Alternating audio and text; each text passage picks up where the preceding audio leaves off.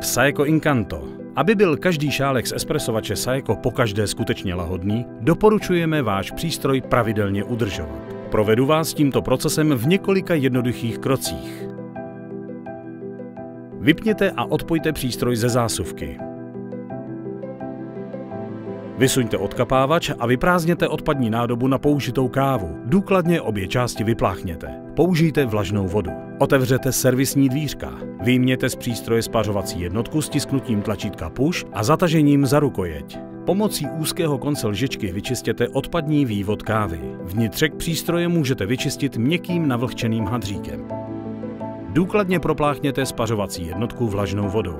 Filtr na horní části jednotky čistěte opatrně. Ponechte spařovací jednotku přirozeně vyschnout. Nesušte ji látkovou útěrkou, aby se dovnitř nedostaly kousky textilie. Před vložením spařovací jednotky zpět do přístroje se ujistěte, že se dvě referenční značky na boku stýkají, tedy že je žlutá páčka sklopená dolů. Pokud se značky nestýkají, zatlačte na páčku a sklopte ji dolů. Zkontrolujte také polohu upevňovacího háčku, který je nutné zcela vysunout. Korektní vysunutí háčku bude potvrzeno slyšitelným zacvaknutím. Zasuňte spařovací jednotku do kolejniček a vložte do přístroje, dokud neuslyšíte zacvaknutí. Dávejte pozor, abyste nechtěně nestiskli tlačítko Push. Zavřete servisní dvířka přístroje a zasuňte odkapávač a odpadní nádobu zpět na své místo. Každý měsíc je vhodné zbavovat spařovací jednotku oleje z kávových zrn pomocí čistících tablet. Začněte tím, že pod hlavní výpust položíte šálek, stiskněte tlačítko Aroma Strength a dále zvolte položku Ground Coffee. Vložte čistící tabletu do zásobníku na mletou kávu a stiskněte Espresso Lungo. Přístroj následně začne vypouštět vodu z hlavní výpusti. Jakmile ukazatel průběhu dosáhne poloviny, vypněte přístroj pomocí hlavního vypínače. Ponechte čistící prostředek přibližně 15 minut působit. Poté espresovač opět zapněte a stiskněte vypínač na čelní straně. Čistící cyklus bude automaticky zahájen. Jednou týdně doporučujeme spustit proces propláchnutí spařovací jednotky. Po něm můžete vyprázdnit odkapávač a odpadní nádobu na použitou kávu. Stiskněte tlačítko Aroma Strength a dále zvolte položku Ground Coffee. Stiskněte tlačítko Espresso Lungo. Přístroj následně začne vypouštět vodu z hlavní výpusti. Tento postup opakujte dvakrát.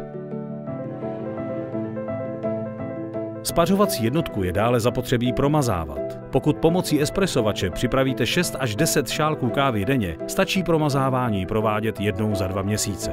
Pokud však každý den připravíte více než 10 šálků, je třeba jednotku promazávat každý měsíc. Vypněte a odpojte přístroj ze zásuvky. Očistěte spařovací jednotku tak, jako při týdenním čištění. Spařovací jednotku je zapotřebí promazávat na 2 pohyblivých místech, kolem otáčivé osy a kolejniček pístu. Naneste tenkou vrstvu maziva do otvoru v otáčivé ose na spodní straně spařovací jednotky a dále kolem pístu.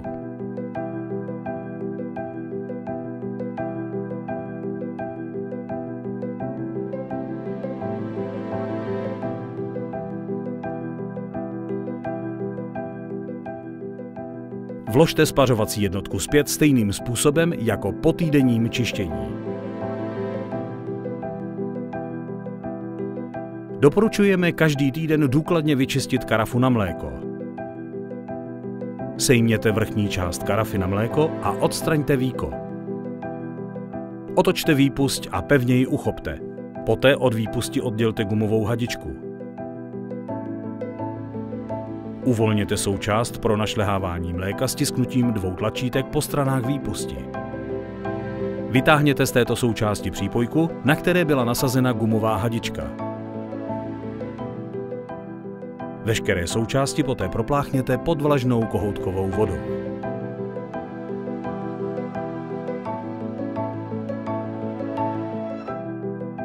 Nasypte obsah sáčku práškového čističe do karafy na mléko.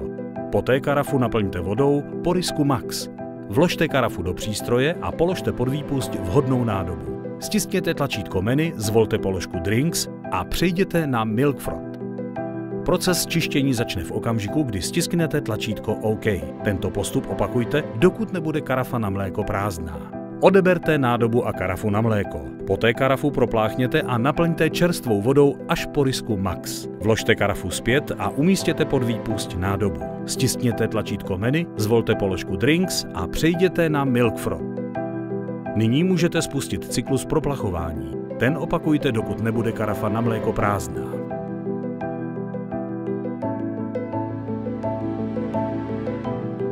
Trysku na mléko vyjměte z přístroje a opláchněte vlažnou vodou. Výstup páry na přístroji očistěte navlhčeným hadříkem a nasaďte na něj zpět trysku na mléko. Rychlé čištění kapučinátoru je snadné. Položte pod kapučinátor nádobu. Stiskněte tlačítko Hot Water. Začne vytékat voda. Stisknutím tlačítka OK proud vody zastavíte. V rámci každodenního čištění vložte sací trubici do džbánu s vodou. Pod výstup kapučinátoru vložte prázdnou nádobu a stiskněte tlačítko Milk Frog. Jakmile bude voda vytékající z kapučinátoru zcela čistá, stiskněte tlačítko OK. Při měsíčním čištění kapučinátoru začnete tím, že do džbánu s půl litrem vody vysypete obsah sáčku práškového čističe mléčného okruhu. Vložte do džbánu sací trubici, položte pod výstup kapučinátoru vhodnou nádobu a stiskněte tlačítko Milk Frog. Tento postup opakujte, dokud nebude džbán s vodou a čistícím prostředkem prázdný. Propláchněte džbán čistou vodou a opět jej naplňte půl litrem vody. Vložte do džbánu s vodou sací trubici, vylijte obsah nádoby a umístěte ji zpět pod výstup kapučinátoru. Stisknutím tlačítka Milk Frog spustíte dávkování vody a tlačítkem OK jej zastavíte. Rozložte jednotlivé součásti kapučinátoru a omyjte je pod proudem vlažné vody. Odpojte sací trubici. Uvolněte součást pro našlehávání mléka stisknutím dvou tlačítek po stranách výpusti. Nakonec odstraňte gumový kryt. Po dokončení čištění jednoduše sestavte všechny součásti dohromady opakováním uvedených kroků v opačném pořadí. Díky filtru Saeco AquaClean je údržba vašeho espresovače snadná. Pokud zbývající kapacita filtru klesne pod 10%, rozbliká se na displeji ikona filtru. V této chvíli je filtrovací výkon snížen a je zapotřebí filtr vyměnit za nový.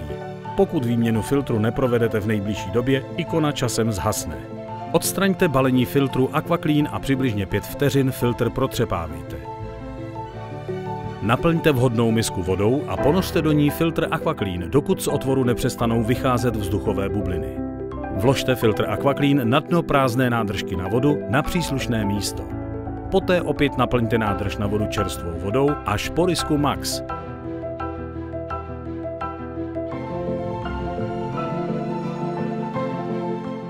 Stiskněte tlačítko menu, přejděte na položku Water Filter a potvrďte tlačítkem OK. Zvolte na displeji položku On a stiskněte OK. Když je instalace úspěšná, zobrazí se na displeji zatržítko a následně se v levém rohu zobrazí symbol filtru AquaClean. Instalaci filtru dokončete nadávkováním 2 šálků horké vody. Pravidelná údržba espresovače je nyní dokončena a přístroj je opět připraven k použití.